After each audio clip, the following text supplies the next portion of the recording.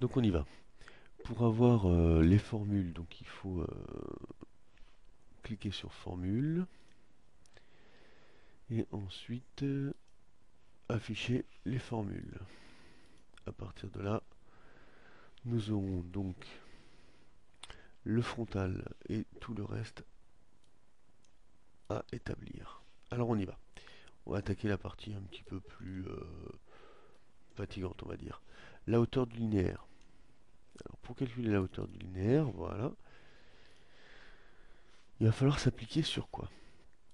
Donc comme toute formule, égale, et là on va émettre une hypothèse, parce qu'on a vu qu'en haut, on avait deux types d'entrée de formule. Soit on a la hauteur du linéaire, elle nous est directement donnée, soit à l'inverse, on a la hauteur du bas et la hauteur du haut.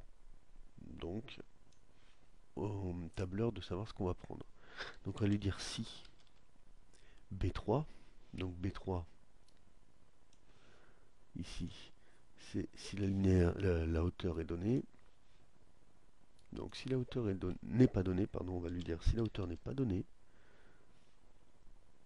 donc égale guillemets guillemets, alors il va falloir qu'il calcule lui-même les données, c'est-à-dire qu'il va falloir qu'il reprenne F3 moins D3, la hauteur maximale et la hauteur minimale. Sinon, s'il ne peut pas faire ça, alors qu'il reprenne B3. Ça voudrait dire que B3 est rempli. Voilà la formule. Ensuite, linéaire au sol. Eh bien, ce sera si. Alors, on ouvre la parenthèse. Le linéaire au sol, c'est quoi? Ça va être la longueur du linéaire, B5, est vide. Donc, égal guillemets. Alors, on va prendre D5. On ouvre la parenthèse. D5 multiplié par F5. La longueur de chaque élément multiplié par le nombre d'éléments. Sinon, eh bien, on prendra B5. Ça voudra dire que B5 existe. Ah, j'ai fait une petite erreur à un endroit. Alors, oui. Donc si B5 égale D5 multiplié. Bon, ça y est. Alors, hauteur des étagères. Eh bien, on va prendre la hauteur des étagères. On va prendre la hauteur du frontal.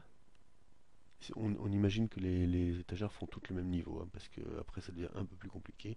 On peut s'y attarder, mais bon. Que l'on va diviser par B7. B7, qui était le nombre d'étagères.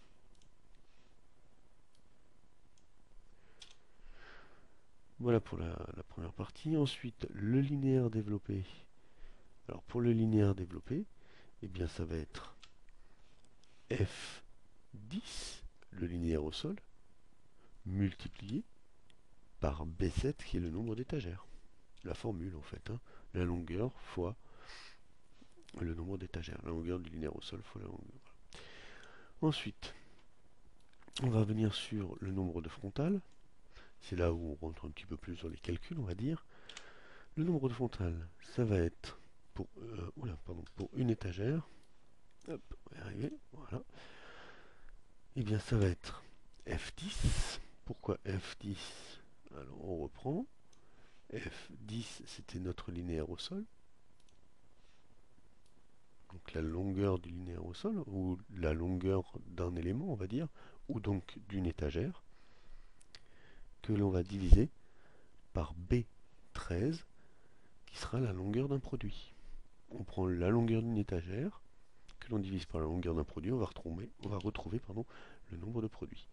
Donc pour X étagères, voilà, rien de bien compliqué, on va reprendre, donc ici,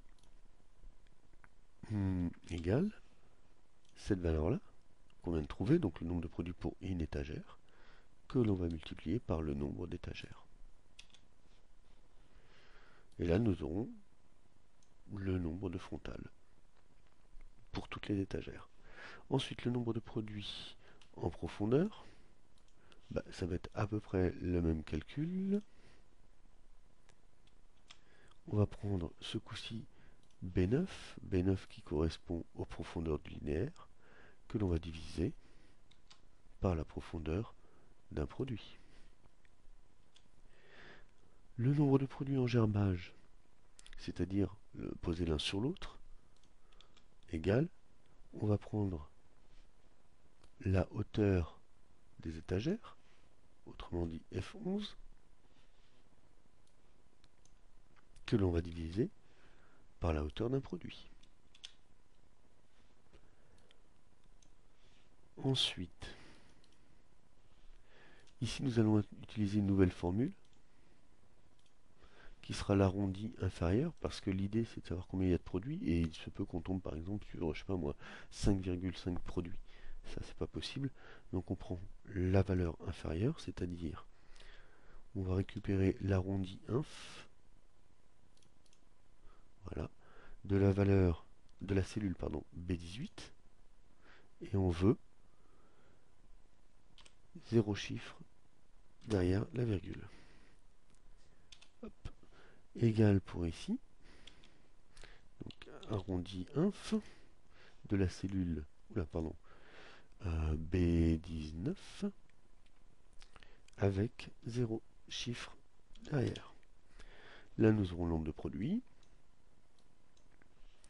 Ensuite, eh bien, nous avons la capacité totale de stockage, ce qui sera, alors, donc on va multiplier toutes les données que nous avons trouvées, autrement dit, D18, le nombre de produits en profondeur, multiplié par D19, le nombre de produits en hauteur, en germage, hein, multiplié par D17, le nombre de produits total sur la longueur, en frontale. Mais voilà, dans certains exercices, il va y avoir des produits en plus dans le rayon, parce qu'on a, par exemple là c'était des céréales, tout le rayon n'est pas rempli de céréales. Et bien on va compter combien il y a de facing en moins. Donc ça, on va le remplir nous-mêmes. Et ensuite, on va dire à notre formule, eh bien, tu prends la capacité totale de stockage, moins, on ouvre la parenthèse, B25, c'est-à-dire le nombre de frontales qu'on va retirer, multiplié par D18, le nombre en profondeur, multiplié par D19, le nombre en hauteur. À partir de là, l'exercice est terminé. On peut tout à fait revenir donc dans Audit des formules. On enlève l'affichage des formules. On a bien notre tableau. Et on n'a plus qu'à remplir. Dans l'exercice donné, par exemple, c'était 2,2 en hauteur, 2 mètres 20. Donc là, on va tout ramener évidemment en mètres. Ensuite, ici, on avait la longueur d'un élément qui était de 1,33. Il y avait 3 éléments. Donc on voit que tout commence à se remplir. Le nombre d'étagères, il y en avait 5. Profondeur du linéaire, c'était 56 cm, donc 0,56 m. Les produits, et donc là on peut voir déjà hauteur des étagères 44, linéaire au sol 3,99, linéaire développé, on a tout. Hauteur des produits c'est 0,25 dans l'exercice. La profondeur c'est 0,19. Et ah non pardon, la longueur et la profondeur, je fais 0,6 cm. À partir de là, ici on pourrait passer en arrondi peut-être. Format de cellule, nombre,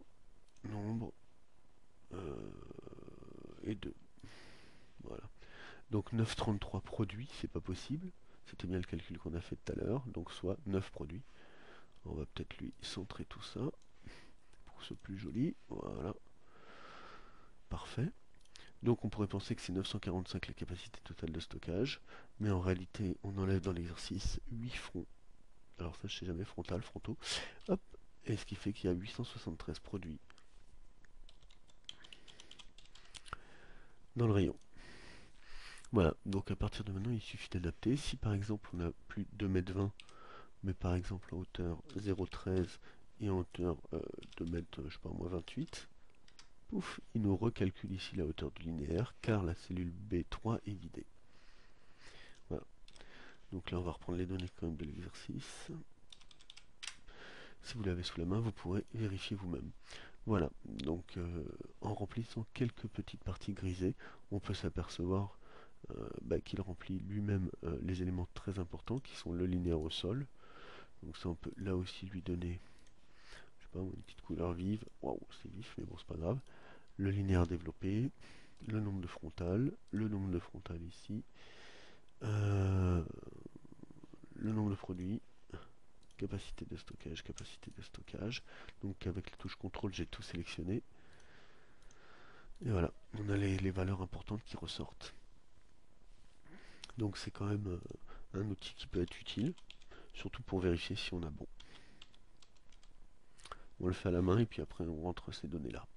Voilà, je vous remercie, puis je vous souhaite de bien vous entraîner et que cela fonctionne bien pour vous. Merci, bon courage.